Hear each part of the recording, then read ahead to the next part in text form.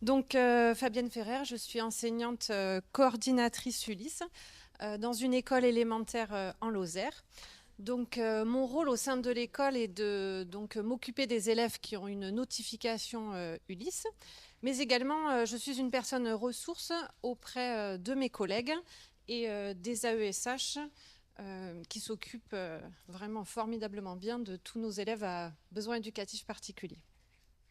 Donc, en ce qui concerne les élèves qui peuvent avoir un TDI, il faut savoir qu'au sein du système scolaire, on nous incite à penser non pas en termes de troubles, mais en termes de besoins. Ce qui fait vraiment la différence avec tout ce que vous avez entendu ce matin, en fait.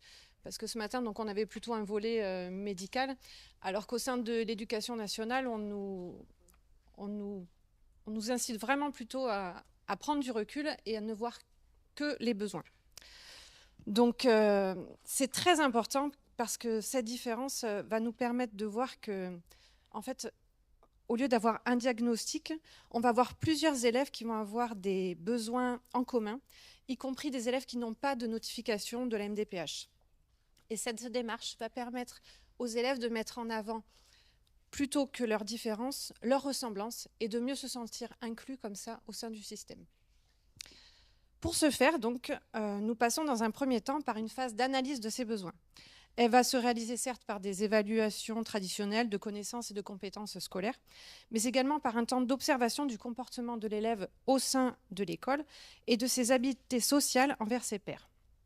Une fois que ces besoins ont été identifiés, il faut que nous réfléchissions en termes d'adaptation que l'on peut mettre en place et si possible à des adaptations qui peuvent être bénéfiques à plusieurs élèves au sein de la classe. Donc là, je vais vous parler plus particulièrement de mon école et de ce que j'ai pu voir et constater que les enseignants ont pu mettre en réponse pour les élèves face à ces besoins. D'un point de vue des apprentissages, les enseignants arrivent à se rendre compte du décalage des élèves qui peuvent donc présenter un TDI dès la maternelle. Dans ce cas, ils alertent les familles en les incitant à faire des bilans auprès de personnel de santé. Si la lecture, qui elle est un acte mécanique qui demande de la mémoire et de l'entraînement, qui arrive à se mettre en place à peu près avec 1 à 3 ans de différence par rapport à leur père, la résolution de problèmes ainsi que la compréhension de textes qui comprend de l'implicite sont beaucoup plus difficiles d'accès, car elles demandent une capacité d'abstraction et parfois un bagage linguistique qui est souvent faible chez ces élèves. De ce fait, donc, je vais vous expliquer ce que les enseignants peuvent mettre en place. Ils peuvent faire un point sur le vocabulaire en amont et pendant les séances, expliciter les attendus des exercices, des leçons, afin que les élèves comprennent le sens des apprentissages, présenter les leçons sous forme de carte mentale pour leur permettre de faire plus facilement du lien et de se concentrer aussi uniquement sur l'essentiel, utiliser des supports images pour les aider à développer leur vocabulaire et à soulager l'accès à la compréhension, avoir des temps dédiés à la compréhension d'histoire, en se mettant, par exemple, à la place des personnages avec des marottes, en essayant d'imaginer la suite, en explicitant les émotions des personnages, afin de développer leur accès à l'implicite. Pratiquer aussi des fois une pédagogie de projet, afin que l'élève vive ce qu'il doit apprendre, manipule, observe, comprenne le sens du pourquoi on fait ça et à quoi ça va leur servir. Et enfin, il peut mettre en place des stratégies d'aide avec bien évidemment du matériel de manipulation et permettre aussi un accès à des référentiels. Cet écart que l'on observe chez ces élèves se creuse au fur et à mesure des années au niveau des apprentissages avec leur classe d'âge et entraîne chez eux une faible estime d'eux. Cet état de fait peut rendre leur quotidien à l'école difficile, mais également diminuer leur soif d'apprendre ainsi que leur envie de faire des efforts pour apprendre. Le temps de devoir à la maison peut vite aussi se transformer en enfer s'ils ne sont pas adaptés ou si l'élève a déjà donné beaucoup d'énergie sur son temps de classe et participé aussi également à la baisse d'estime de soi. Je n'y arrive pas, je suis nulle aux yeux de mes parents que j'aime. Voilà. Donc afin de pallier à ça, les enseignants peuvent partir de thèmes que l'élève affectionne pour lui donner envie de rentrer dans les apprentissages, l'aider à regagner confiance en lui en lui faisant verbaliser ses réussites, ses progrès, en lui montrant tout ce qu'il a réussi à apprendre, le rendre aussi acteur dans ses apprentissages, en lui demandant sur quel point il aimerait progresser. Tout ça, ce sont des actes qui peuvent se montrer très porteurs en termes d'investissement et de regain chez l'élève pour l'appétit scolaire. Les élèves présentant un TDI vont également avoir un écart au niveau de leurs habiletés sociales. En classe, ils sont en général très discrets et n'osent pas demander de l'aide. Ils ont également des difficultés à créer la plupart du temps du lien avec des élèves de leur classe d'âge et se retrouvent souvent refoulés par ces derniers. Cela les blesse énormément, évidemment, et ils vont plutôt se rapprocher pendant le temps de récréation d'élèves ayant au minimum 3 ans de moins qu'eux, c'est ce que j'ai pu observer, ou bien ils se rapprocheront des adultes qui leur montrent de la bienveillance, ou alors ils vont tout simplement s'isoler. Afin de les aider dans leur relation avec les autres élèves, les enseignants pourront, en classe, essayer de privilégier le travail en groupe, avec des rôles pour chacun, afin qu'ils se sentent inclus dans leur classe au même type que n'importe quel élève. Ils devront, les enseignants, aussi être très vigilants sur les temps de relation de ces enfants avec leurs pairs, notamment pendant les temps de récréation, et pousser l'élève à verbaliser chaque problème qu'il aura pu rencontrer, afin, dans un premier temps, de recueillir ses émotions, de l'aider à les exprimer, ce qui n'est pas toujours simple, et enfin de l'aider à trouver un comportement social attendu pour cette situation précise qu'il aurait pu avoir, et qu'il pourra tenter ainsi de réinvestir si la situation venait à se reproduire. Les enseignants pourront également proposer un temps sur l'étude des émotions, type PRODAS, je ne sais pas si vous connaissez déjà sur le département, afin de leur permettre de les reconnaître donc chez eux, ces émotions, mais également chez les autres, et ainsi faciliter la communication.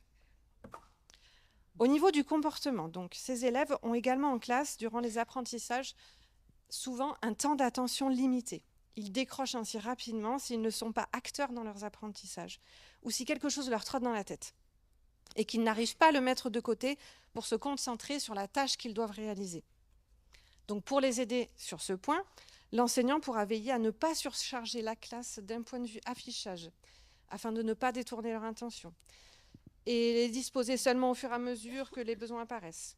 Les enseignants devront épurer les supports de toute fioriture qui pourrait détourner leur attention, leur présenter un emploi du temps visuel en classe sur les différentes activités de la journée, afin de ne pas être inquiet sur le « et après, qu'est-ce que je vais faire ?»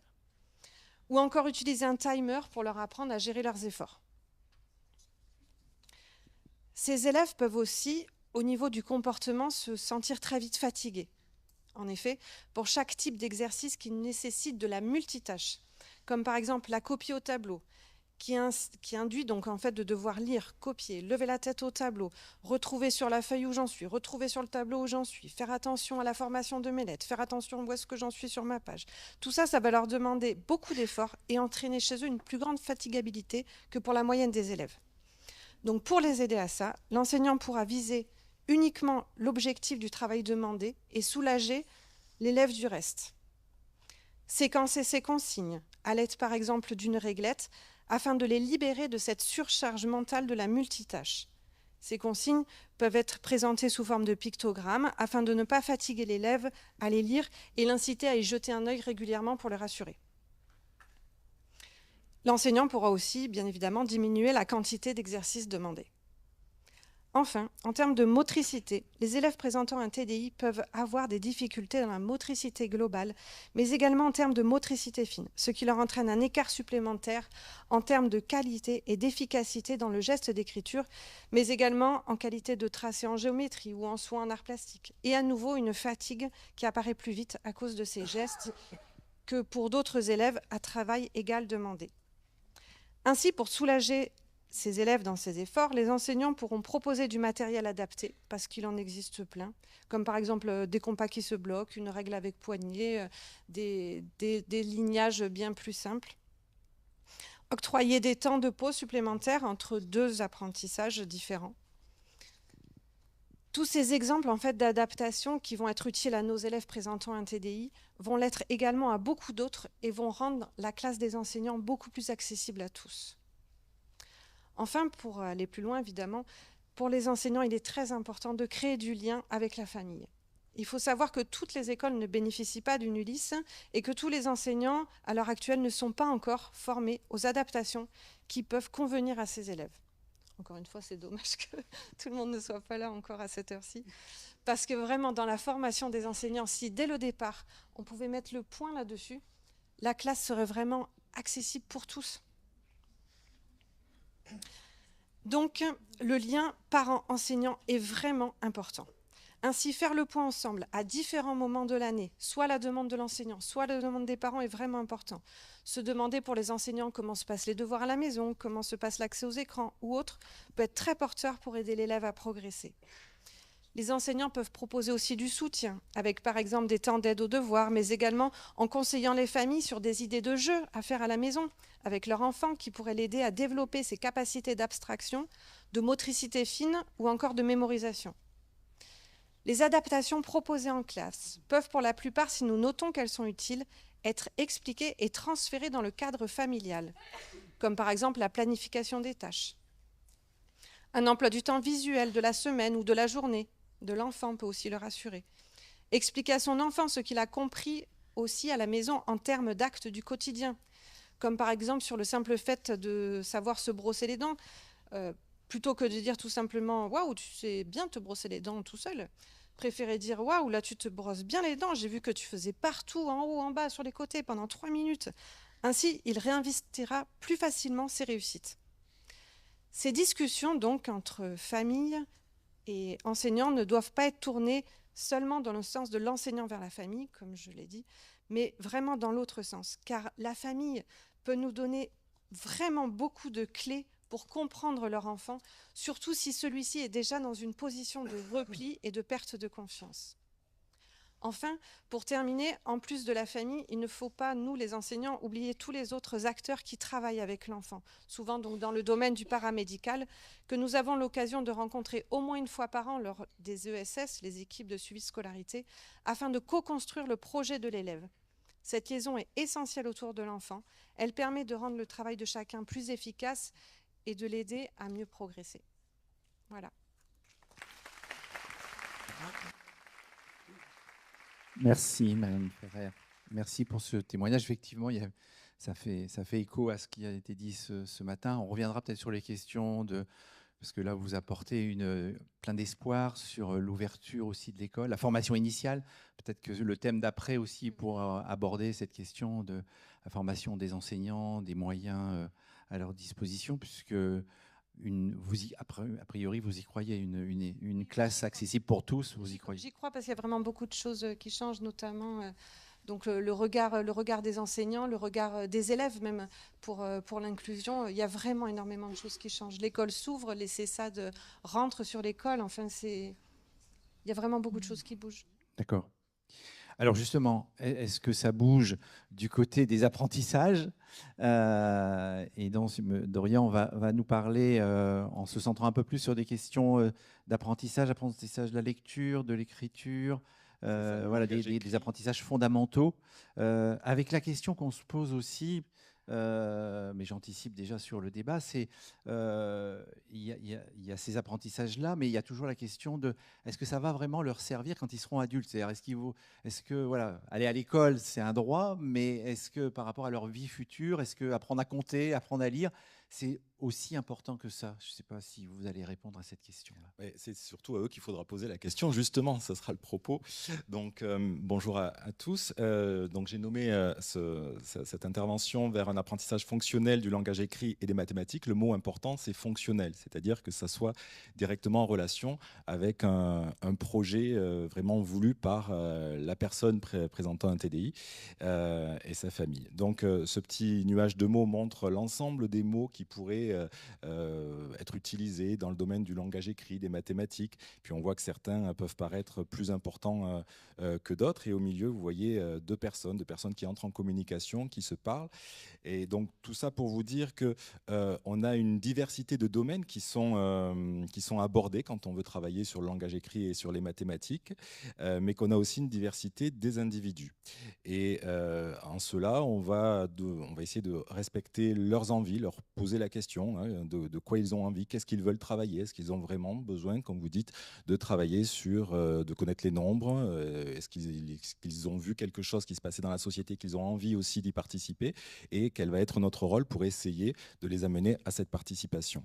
Et puis, respecter également les possibilités cognitives qu'ils ont en stimulant. Donc, on va commencer par le langage écrit. Merci. Donc, une diapo qui s'intitule lecture, orthographe, écriture, c'est ce à quoi on est tous habitués finalement, hein. On va à l'école, on va apprendre à lire, écrire, orthographier, et versus, qui n'est pas vraiment une opposition, mais une complémentarité avec la communication écrite. Qu'est-ce que ça signifie réellement, vouloir communiquer par l'écrit ? Transmettre un message écrit, recevoir un message écrit. Et donc, là encore, il faut partir du point de vue que dans la société, on a beaucoup d'informations qui passent par l'écrit. Donc, je vous ai donné quelques exemples sur cette diapo.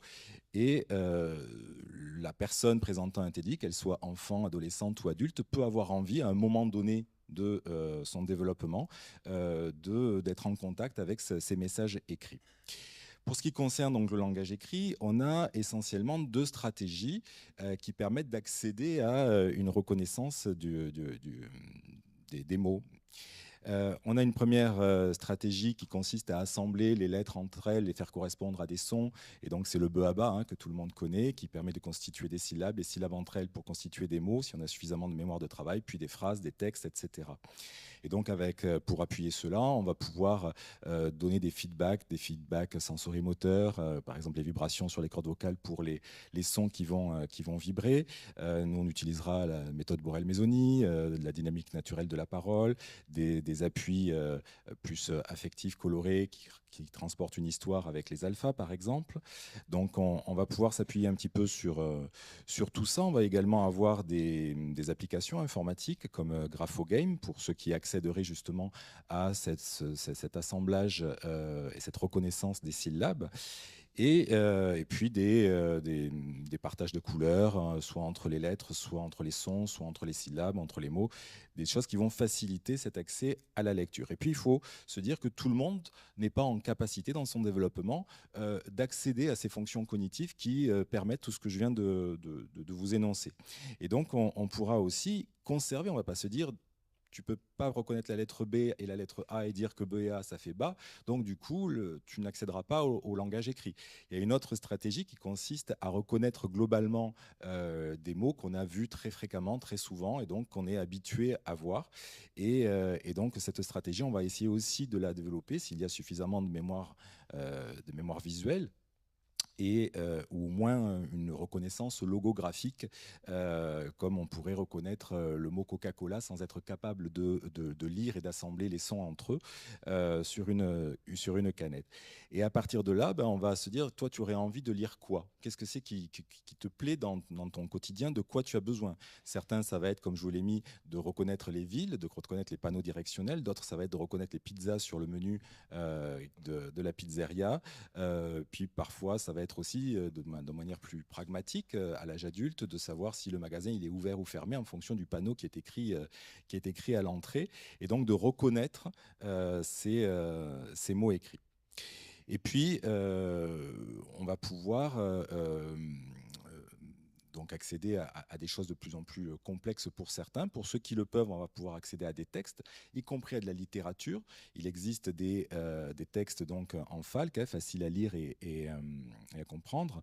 Et puis pour d'autres personnes pour qui ce serait vraiment très difficile, tout ça, il existe l'outil informatique. On a entendu ce matin qu'on travaillait sur les smartphones notamment, c'est-à-dire la lecture vocale, la dictée vocale, qui va permettre de lire un texte ou de lire une phrase, un code écrit, un message écrit qui est envoyé ou qu'ils veulent lire, et donc d'amener finalement petit à petit vers une autonomie dans l'accès au langage écrit, relative évidemment, mais quand même un lien avec le langage écrit qui participera à l'épanouissement de la personne.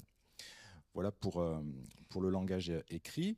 On va passer donc au calcul. Compter, calculer et résoudre des problèmes. Donc c'est un peu la même chose, en complémentarité avec des outils numériques au quotidien.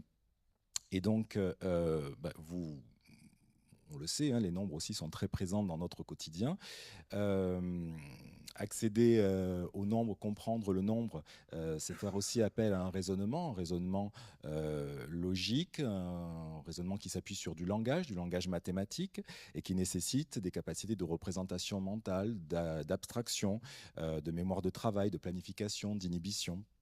Et donc, on va là encore se poser la question, est-ce que je veux transmettre un apprentissage formel, hein, tel qu'on le conçoit tous habituellement, ou est-ce qu'on va aller vers des tâches qui sont peut-être pas tout à fait dans l'ordre conventionnel, mais qui correspondent à des objectifs personnels de la personne présentant un TDI, à des situations du quotidien, des choses dont il a besoin.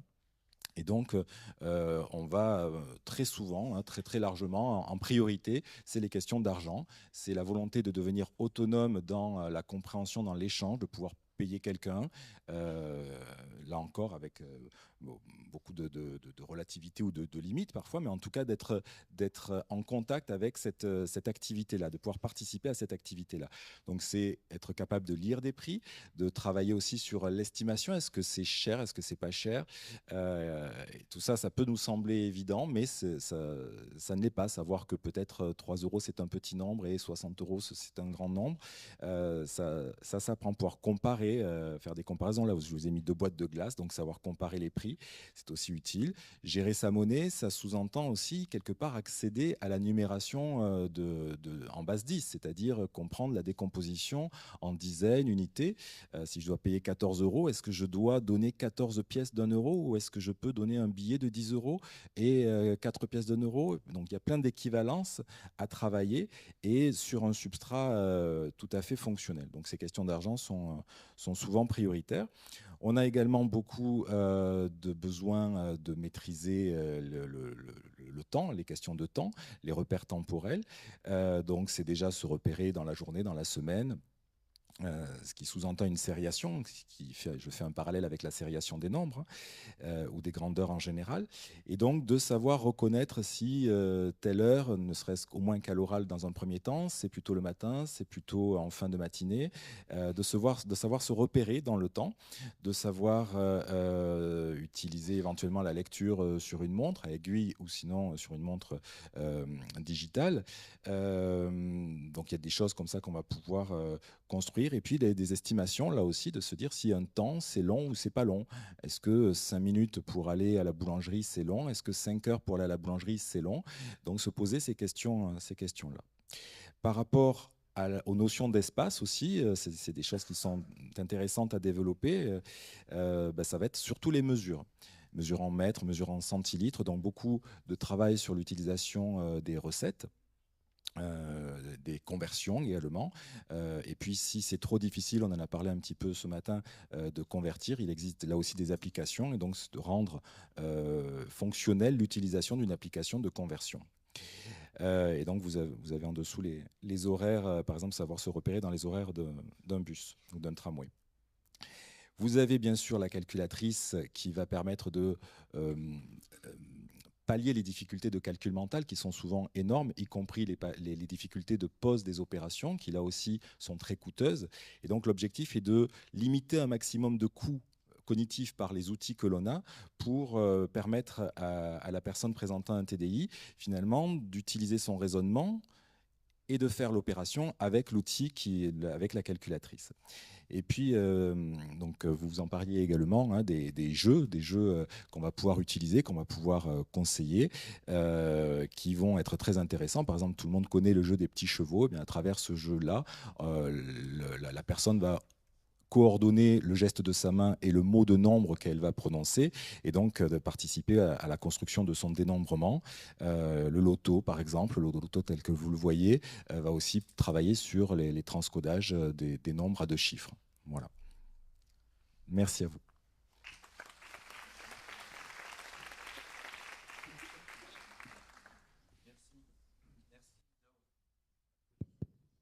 Merci Dorian pour cette présentation qui fait un peu la suite, hein, parce que j'imagine que ces apprentissages, un certain nombre de ces apprentissages passent par l'école, enfin s'apprennent à l'école, et donc on reviendra aussi sur quel entretien, enfin j'imagine que c'est peut-être une mécanique aussi qui s'entretient, c'est-à-dire calculer, écrire, compter, c'est jamais définitif, surtout pour une personne qui a un trouble du développement intellectuel. Est-ce qu'il va falloir remettre oui, le couvert, si vous me permettez l'expression? J'ai oublié de le préciser, tout va se baser sur la fréquence de stimulation et la répétition des stimulations, des mêmes stimulations. hein. Et d'utiliser également des supports, mais vous en avez parlé également, concrets, la manipulation d'objets. On ne peut pas rester juste sur une transmission de savoir à travers le langage oral, et ni même de la schématisation. Le premier réflexe qui nous vient souvent en tant qu'adulte, c'est: t'as pas compris, t'inquiète pas, je vais te faire un dessin, tu vas comprendre. Le dessin est déjà souvent trop abstrait. Le chiffre en lui-même, parfois, est déjà trop abstrait. Donc, la manipulation, je ne sais pas si vous avez vu sur mon diaporama, là, au niveau du calcul, en haut à droite, vous aviez un bracelet pour faire une opération, pour savoir que 8 plus 3 est égal à 11. Eh bien, on a vraiment le bracelet, on va pouvoir compter les perles du bracelet. Et donc, s'appuyer sur du concret, répéter ça régulièrement, c'est un peu la clé. Effectivement, si on le fait à un moment donné, sur 1-2 semaines, et qu'ensuite on passe à autre chose, ça n'aura pas servi à grand-chose, hein, effectivement. Alors, on est dans l'acquisition des connaissances à l'école, connaissances académiques qui font appel, enfin ce que parfois les psychologues appellent l'intelligence académique, justement l'intelligence théorique, on va dire, entre guillemets. Mais on sait que dans la définition, on l'a vu tout à l'heure, du trouble du développement intellectuel, il y a les comportements adaptatifs. Et en particulier, la question de l'autonomie dans la vie quotidienne, qui est aussi une question d'apprentissage. Et donc, Jordi est éducateur, directeur maintenant d'un certain nombre de collègues qui s'occupent d'enfants, d'adolescents et d'adultes. Jordi, c'est un peu le cœur du métier à tes côtés, d'être là aussi sur le quotidien, sur les apprentissages du quotidien. Effectivement. Bonjour à tous. Du coup, je suis directeur d'une association qui s'appelle À tes côtés et qui propose de l'accompagnement individuel, principalement pour des personnes en situation de handicap qui présentent des troubles du comportement hétéro et auto-agressifs. Donc, du coup, on accompagne ces jeunes vers l'extérieur pour proposer du répit, mais aussi pour travailler des compétences particulières. Donc, et de l'autre côté, en fait, quand les structures nous mandatent pour travailler des compétences, d'autres structures nous appellent aussi pour accompagner des jeunes et proposer un hébergement pour travailler en profondeur ces troubles du comportement. Donc, il faut comprendre que notre asso, elle est dans les repérages des signes avant-coureurs et tout ça, on le met en place en fait dans les activités qu'on propose. C'est-à-dire qu'en fait, une activité, on essaye de procurer du plaisir à la personne lors de ces activités et de la ramener à un certain principe de réalité. Donc, on propose des activités qui tournent autour du soin personnel, mais aussi de la préparation des repas, des activités domestiques et du coup, du loisir et de la détente. Et donc, pour amorcer, on va dire, cette activité, il faut amorcer une approche individualisée. Et donc, pour amorcer cette approche, on pose un maximum de questions en fait, à toutes les familles et leurs représentants pour structurer cette activité et savoir qu'est-ce qu'on va utiliser pour que cette personne puisse prendre beaucoup de plaisir dans les apprentissages. Donc, on va discuter aussi avec les autres professionnels présents. Et c'est ce qui va nous permettre de mettre en place en fait une relation avec la personne et c'est la base de tout accompagnement. Si vous n'avez pas de relation avec la personne que vous accompagnez, vous ne pourrez rien faire et je pense que tout le monde en a conscience. Donc c'est ce qui va nous permettre en fait d'observer et d'évaluer les compétences à travailler chez cette personne et aussi de savoir les moments clés dans la journée, à quel moment elle est disponible pour travailler ces compétences-là et quand elle est disponible pour participer à cette activité. Donc en fait, pour tout ça, on est une équipe d'éducateurs.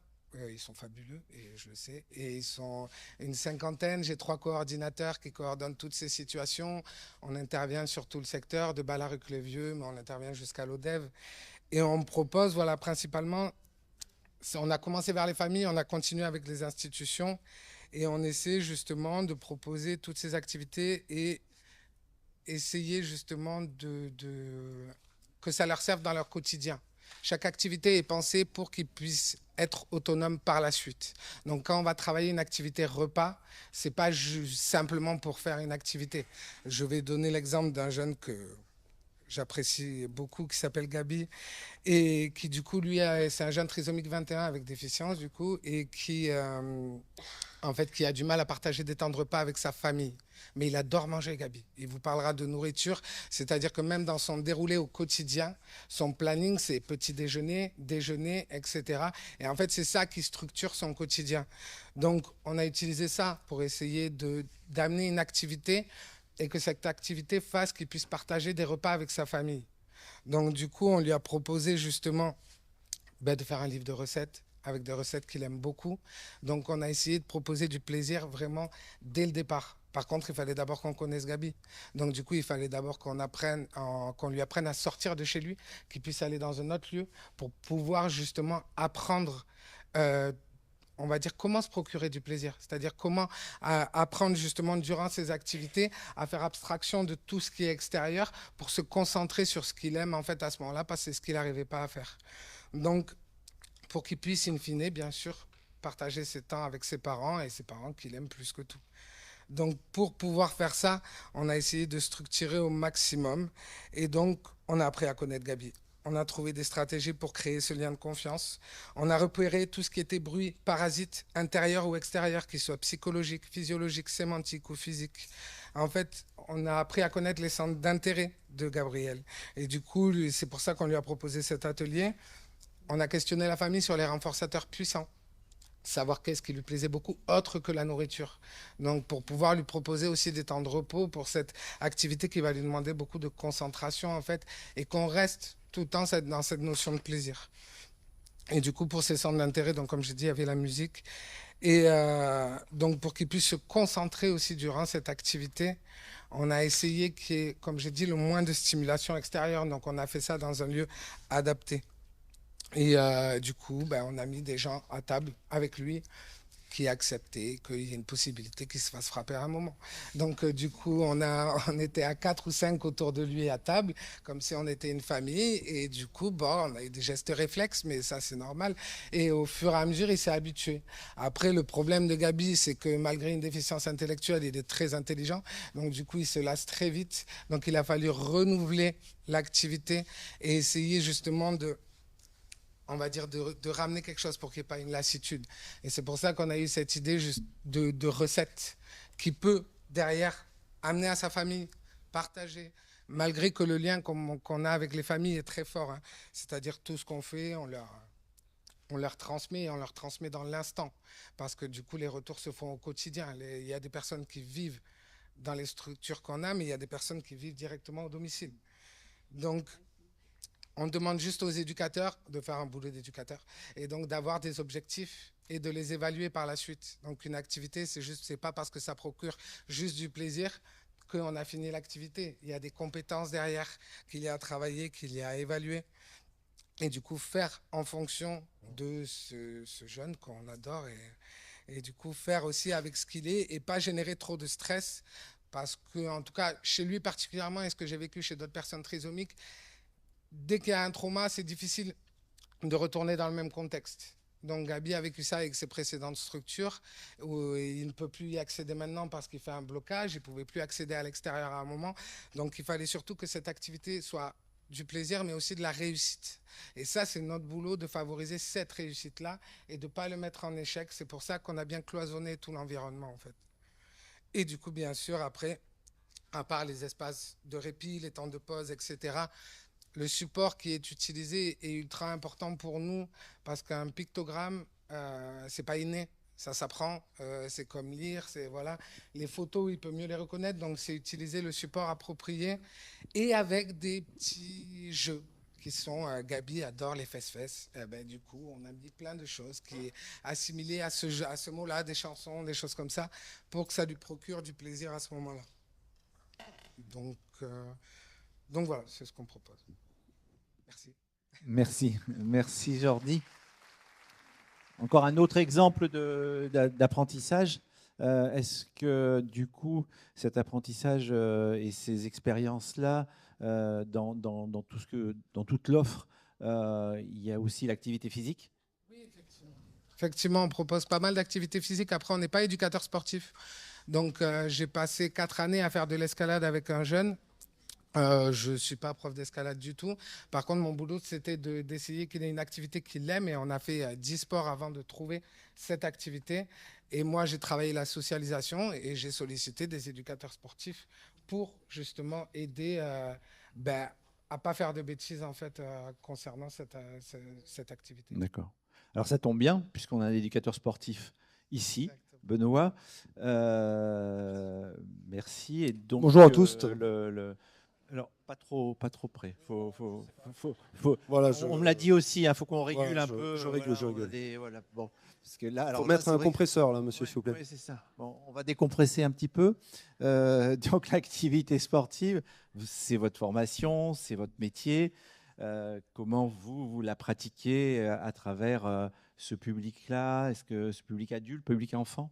Voilà, alors moi je m'appelle Benoît Dique-Granier, je suis éducateur spécialisé de formation, je suis devenu éducateur sportif depuis 5 ans, je suis maître nageur et au titre du diplôme que j'ai BPGEPS AAN, je peux aussi initier à la pratique de plusieurs pratiques sportives. Je suis aussi musicien, donc il se trouve que toutes ces cordes me permettent de répondre aux besoins des personnes que j'accompagne. En fait, c'est dans l'aide à domicile. Alors concrètement, ça se présente de la sorte. Je me présente au domicile de la personne. Par rapport à la prise de contact, c'est d'abord avec la famille et ensuite avec la personne en présence. Et au fur et à mesure, on commence à faire le pairing, comme on dit. Donc on apprend à se connaître et en fonction, on met en place les objectifs. Donc bien souvent, c'est prophylactique. Une pratique physique, bien sûr, évite tout problème de santé ultérieur. Ça permet aussi, bien sûr, d'être mieux dans sa peau et dans sa tête. Donc là, on a un apaisement directement sur les situations qui est visé, bien souvent. Et voilà, ça se traduit ensuite par une adaptation par rapport au milieu, comme on a pu l'entendre, par rapport aux pratiques et l'évolution des compétences de la personne. Souvent, ce qui est vraiment central, c'est le bien-être de la personne, qu'on vraiment sollicite au niveau de sa spontanéité, de son adaptabilité par rapport aux situations vécues et aux situations passées aussi, parce que parfois il y a des traumatismes qui sont bien ancrés dans la perception de la réalité de la personne, voilà, au quotidien, voilà, je veux dire. Et c'est quelque chose à prendre en considération bien souvent. Voilà, ma pratique, c'est vraiment orienté sur des personnes qui ont un accompagnement déjà en institution ou avec des associations et qui demandent donc un complément d'accompagnement pour vraiment être en réponse à ces besoins concrets. Et c'est aussi par rapport à des personnes qui n'ont pas la chance d'avoir justement d'accompagnement. Et donc là, je suis sur vraiment un soutien aussi à la parentalité. Donc il y a des situations dramatiques aujourd'hui parce que bon, ça va faire peut-être écho à ce que vous avez dit ce matin. Voilà, les places sont limitées en institution et on a des familles en grande souffrance. Et moi, ça fait 15 ans que je suis éducateur spécialisé. Et il y a 15 ans déjà, des personnes m'ont sollicité par rapport à ça. Je me sentais pas prêt. Et aujourd'hui, je le suis là. Ça fait 4 ans maintenant que je suis opérant et j'ai des retours incroyables. Ça fait vraiment très très chaud au cœur. Et du coup, ça donne vraiment beaucoup de force pour avancer. On n'est pas seul, heureusement. Sur le terrain, bien sûr, il y a les différents professionnels autour de la personne quand elle a la chance d'en avoir. Mais il y a aussi des associations comme Halte Pousse, par exemple, qui proposent aussi un soutien aux acteurs de l'innovation sociale comme moi, pour ne pas se retrouver démunis face à des situations parfois très complexes. Voilà. Je vais écourter pour vous laisser poser des questions parce que si vous en avez, bien sûr, parce que je vais devoir y aller. J'ai pris du temps exprès pour venir. Et oui, voilà. alors sur les deux. Je vous laisse. Merci d'être venu. Merci d'être Je venu. suis adepte de l'interaction. Donc, est-ce qu'il y a des demandes particulières en termes, par exemple, de sport? Est-ce qu'on vous demande, parce que vous êtes maître nageur, est-ce que du coup, il y a des besoins, des appétences particulières? On avait une pongiste ce matin, vous n'avez peut-être pas entendu, mais ça aurait été intéressant qu'elle puisse être là. C'est en vogue en ce moment. C'est en vogue, hein, ouais, voilà. Mais autrement, vous, est-ce qu'il y a des demandes particulières? La course, je ne sais pas, faire du jogging? Est-ce qu'on est aussi peut-être du côté du sport et santé? On sait qu'il peut y avoir des problèmes de poids, donc est-ce que le sport peut aider? Le sport santé, il faut être à pas. Pour l'instant, je n'ai pas fait la validation des acquis de l'expérience, donc je ne peux pas rentrer dans ce dispositif. Mais c'est vrai que ça, c'est super intéressant aussi de savoir que du sport peut être donc prescrit par un médecin et les séances peuvent être remboursées. Donc ça, c'est quand même intéressant pour des familles ou des personnes qui n'ont pas forcément beaucoup de moyens aussi. Il faut bien souligner que bien souvent, les personnes sont démunies face aux institutions, à la situation, mais aussi de manière matérielle parfois. Donc c'est important. Après, j'ai effectivement beaucoup de demandes par rapport aux maîtres nageurs parce que c'est quand même un milieu vraiment très très intéressant pour travailler autant sur le niveau physiologique que psychologique. Et là-dessus, j'ai effectivement beaucoup de demandes. Mais après, je peux avoir des demandes complètement spécifiques en fonction des appétences de la personne, effectivement, ou des besoins inhérents à la situation. Donc, je pense par exemple à un jeune qui est très, très, très sportif. Il est vraiment, il a besoin de faire du sport. Et du coup, je l'accompagne 2 fois par semaine. On fait l'athlétisme en fait au stade Philippides, en inclusion avec des jeunes de son âge. Enfin, maintenant, il prend un peu plus d'âge, donc il y a un écart qui est en train de se creuser, malheureusement, mais il est en inclusion avec des neurotypiques. Et le mercredi, par contre, on est tous les deux, on va faire du trampoline, parce qu'il adore le trampoline, l'escalade aussi, parce que ça lui permet de développer son schéma corporel et de rencontrer des nouveaux milieux, des nouveaux environnements pour toujours favoriser son adaptabilité. Et aussi la natation. C'est un jeune qui, depuis que je le connais, parce que avant de travailler avec lui, je le connaissais déjà, et il lâchait pas le mur, et c'était très compliqué. Et aujourd'hui, il fait 50 mètres sur le dos à la piscine olympique. C'est vraiment grisant de voir l'impact qu'on peut avoir sur le bien-être et la capacité à se dépasser en fait de ces personnes. C'est ça. Et les progrès. Les progrès sont incroyables. Je reviens sur ce qui a été dit aussi par rapport au fait que, en fait, par rapport aux personnes, à la famille que l'on accompagne, il est important de trouver les mots et de trouver la posture pour être vraiment, de ma part, c'est ce que j'intègre, c'est ce que j'intègre dans ma pratique, c'est l'horizontalité, se retrouver avec les personnes pour que la situation fasse sens et qu'il y ait une capacité à rentrer dans l'alliance en fait. Et à partir de là, il y a des choses magiques qui se passent. D'accord. Et chez les personnes elles-mêmes, peut-être la dernière question, parce qu'il faut vous libérer. Après, je laisse peut-être le public. Enfin, oui, peut le public peut avoir intervenir. Mais une question sur quelle impression vous avez, qu'est-ce que ça leur apporte, les personnes, en termes de pratique sportive, qu'est-ce que ça leur apporte sur le plan personnel, sur le plan du physique, mais aussi peut-être sur le plan psychologique, sur le plan du bien-être. Est-ce que ça améliore leur qualité de vie d'une certaine façon, Absolument, surtout que mon approche est transdisciplinaire, donc il y a aussi le côté alimentation que je prends toujours en compte, surtout avec des publics autistes où on sait très bien que le ventre, c'est la base des émotions, et donc quand on veut gérer ses émotions, il faut aussi gérer son bol alimentaire, l'énergie qu'on lui amène. Et voilà, c'est... Comment dire ? J'ai perdu le fil. Oui. Non, c'était sur l'apport aux personnes. Ah oui, l'apport, voilà. L'apport, c'est donc aussi une hygiène de vie, voilà, autant au niveau du bol alimentaire, donc physiologique, que mental, parce que forcément, c'est mens sana in corpore sano. On est beaucoup mieux dans sa tête une fois qu'on a fait un bon effort, qu'on a dépassé ses limites, et on a plaisir à revenir faire l'activité, bien souvent, parce qu'il y a un contexte bienveillant, bien sûr, mais il y a cette réussite. C'est des situations où on met les personnes en valorisation, on les valorise constamment, on répète souvent parce qu'il faut répéter, mais on voit l'impact à terme. Il faut rien lâcher, on lâche rien, et la personne, elle nous fait confiance et elle avance malgré tout, malgré ces difficultés qui sont parfois énormes. On voit des avancées. D'accord. Est-ce qu'il y a, pour profiter de Benoît avant qu'il s'en aille, est-ce qu'il y a une question dans la salle? J'ai demandé au professeur Prix de se rapprocher aussi du pupitre. Est-ce qu'il y a une question ou des questions qui voudraient... quelqu'un voudrait-il intervenir ou faire une remarque? Enfin, question ou remarque? Oui. Ah, là, oui, pardon.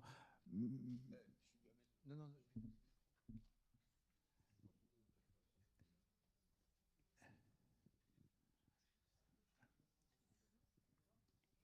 Bonjour, merci pour vos interventions. Alors, étant professionnelle d'institution, moi j'ai plus l'habitude de travailler en pluridisciplinarité. Peut-être que cette question-là s'oriente plus au niveau des éducateurs spécialisés qui nous ont proposé leur activité, leur prise en charge.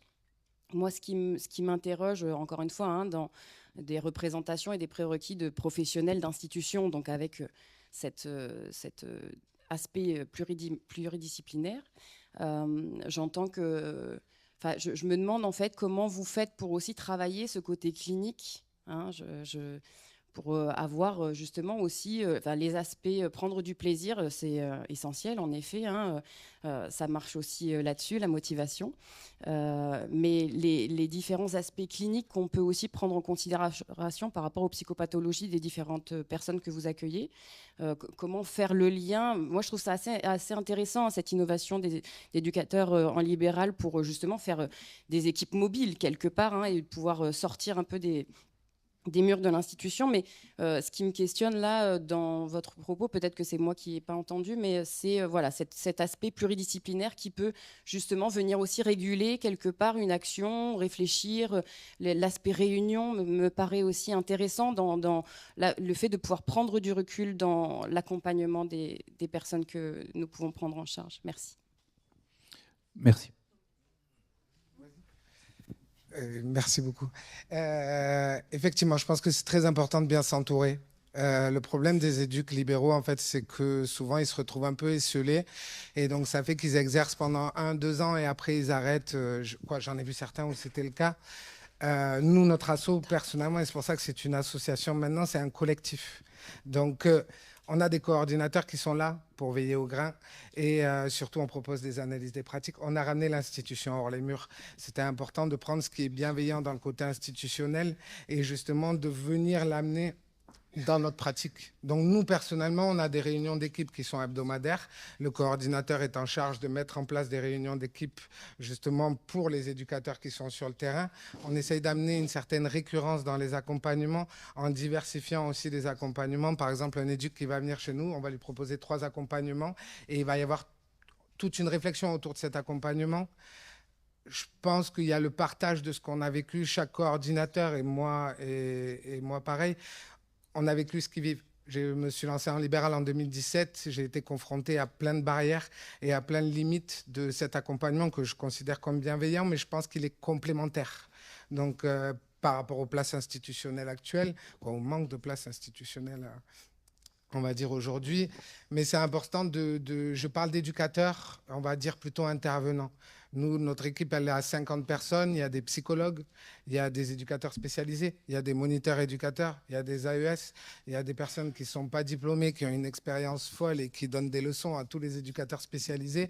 Il y a voilà, ce qu'il faut, c'est les compétences, c'est la formation et la particularité du public qu'on accompagne. La déficience intellectuelle, nous, on accompagne beaucoup de personnes qui ont un trouble du spectre de l'autisme.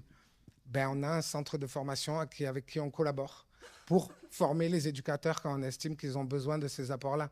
C'est ça qui a fait aussi notre rencontre avec Eric, avec le Centre Ressources Autisme, avec le côté psychiatrie, etc. Ça demande un côté adaptatif, mais aussi c'est important de s'entourer de personnes qui ont les bonnes compétences pour vous accompagner là-dedans. Oui, donc effectivement, isoler, c'est le travers qu'il peut y avoir. Et c'est bien dans le corps de métier d'éducateur spécialisé que la coordination. Donc c'est bien entendu inhérent à chaque situation. Donc chercher à se mettre en lien avec les professionnels, évidemment. Donc pour mettre la personne et la famille au centre de dispositifs et mettre en lien, faire passer l'information, tout ça c'est super important. Mais parfois ce n'est pas le cas. Et dans ces cas-là, effectivement, il y a besoin d'orienter la personne ou la famille. Et c'est là-dessus que le réseau il est essentiel, central. Donc voilà, encore une fois, les associations comme Halte Pousse sont présentes et très reconnues dans le milieu. Et justement, c'est un soutien majeur pour des professionnels comme moi. Ensuite, il y a aussi, bien sûr, les liens avec différents professionnels qu'on a eu dans notre expérience professionnelle. Et là, au cours des quelques années qui ont passé, on se fait vite une place. En fait, on est vite reconnu. Et derrière, il y a le lien qui se fait automatiquement. Sachez que voilà, c'est en fonction des situations. Il y a besoin de faire forcément des points à chaque fois. Donc ça se fait naturellement, si on veut dire. Et s'il y a besoin vraiment de revenir sur quelque chose, parce qu'il y a un trouble, il y a quelque chose à bouger, à faire bouger, là, on peut très bien prendre la situation à bras-le-corps, je dirais, pour œuvrer et faire en sorte qu'on trouve une alternative ou une solution à la situation. J'espère que je ne suis pas trop théorique, trop abstrait.